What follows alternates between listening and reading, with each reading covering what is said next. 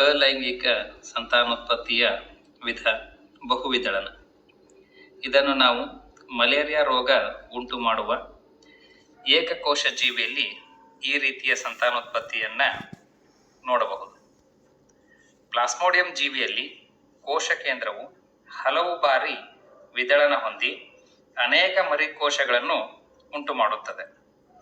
ಈ ಕ್ರಿಯೆಗೆ ಬಹುವಿದಳನ ಎನ್ನುತ್ತಾರೆ. ಈ ರೀತಿ ಒಂದು ಜೀವಕೋಶದೊಳಗೆ ಕೋಶ ಕೇಂದ್ರವು ವಿಭಜನೆ ಹೊಂದಿ ಅನೇಕ ಕೋಶ ಕೇಂದ್ರಗಳ ಉಂಟಾಗ್ತಾ ಇದ್ದಾವ. ಪ್ರತಿ ಕೋಶ ಕೇಂದ್ರವು ಕೋಶ ರಸ ಮತ್ತು ಕೋಶ ಪೊರೆ ಪಡೆದುಕೊಳ್ಳುತ್ತವೆ. ಇಲ್ಲಿ ನಂತರ ಹೊರಗಿನ ಒಂದು ಈ ಕೋಶ ಭಿತ್ತಿಯನ್ನು ಒಡೆದು ಒಂದೇ ಬಾರಿಗೆ ಅನೇಕ ಮರಿ ಜೀವಕೋಶಗಳು ಹೊರಗೆ ಬರುತ್ತವೆ. ಸೊ ಇದನ್ನು ನಾವು ಬಹುವಿದಳನ ಸಂತಾನೋತ್ಪತ್ತಿ ಅಂತ ಕರೀತಾ ಇದ್ದೇವೆ. ಧನ್ಯವಾದಗಳು.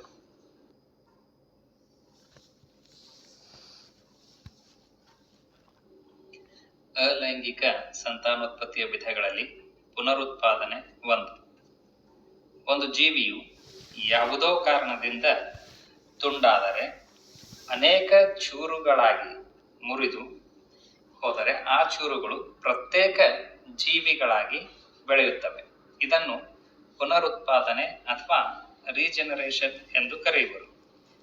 ಪ್ಲನೇರಿಯಾದಂತಹ ಜೀವಿಗಳಲ್ಲಿ ಯಾವುದೇ ಕಾರಣದಿಂದ ದೇಹ ತುಂಡಾದರೆ ಆ ಜೀವಿಗಳಲ್ಲಿ ವಿಶಿಷ್ಟ ಜೀವಕೋಶಗಳು ಪುನರುತ್ಪಾದನೆಯನ್ನು ನಡೆಸುತ್ತವೆ.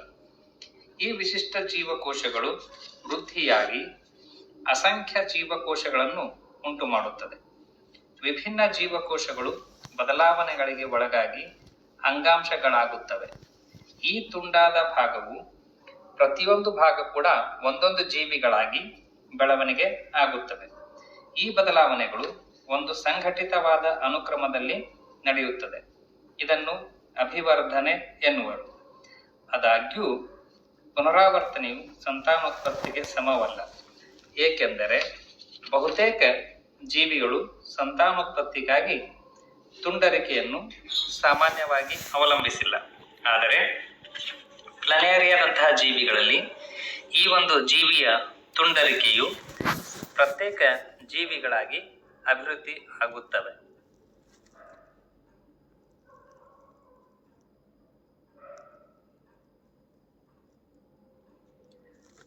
ಅಲೈಂಗಿಕ ಸಂತಾನೋತ್ಪತ್ತಿಯಲ್ಲಿ ಮೊಗ್ಗುವಿಕೆ ಕೂಡ ಒಂದು ವಿಧಾನ.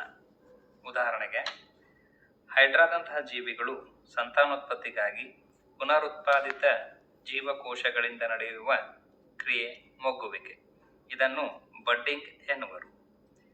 ಹೈಡ್ರಾದ ನಿರ್ದಿಷ್ಟ ಭಾಗದಲ್ಲಿ ಪುನರುತ್ಪಾದಿತ ಕೋಶ ವಿಭಜನೆಯಿಂದ ಒಂದು ಮೊಗ್ಗು ಬಾಹ್ಯವಾಗಿ ಬೆಳೆಯಲಾರಂಭಿಸುತ್ತದೆ. ಈ ಮೊಗ್ಗುಗಳು ಸಣ್ಣ ಜೀವಿಗಳಾಗಿ ಬೆಳೆಯುತ್ತವೆ ಮತ್ತು ಪೂರ್ಣ ಬೆಳೆದ ನಂತರ ಮಾತ್ರ ಜೀವಕೋಶದಿಂದ ಬೇರ್ಪಟ್ಟು ಸ್ವತಂತ್ರ ಜೀವಿಗಳಾಗಿ ಬೆಳೆಯುತ್ತವೆ. ಧನ್ಯವಾದಗಳು.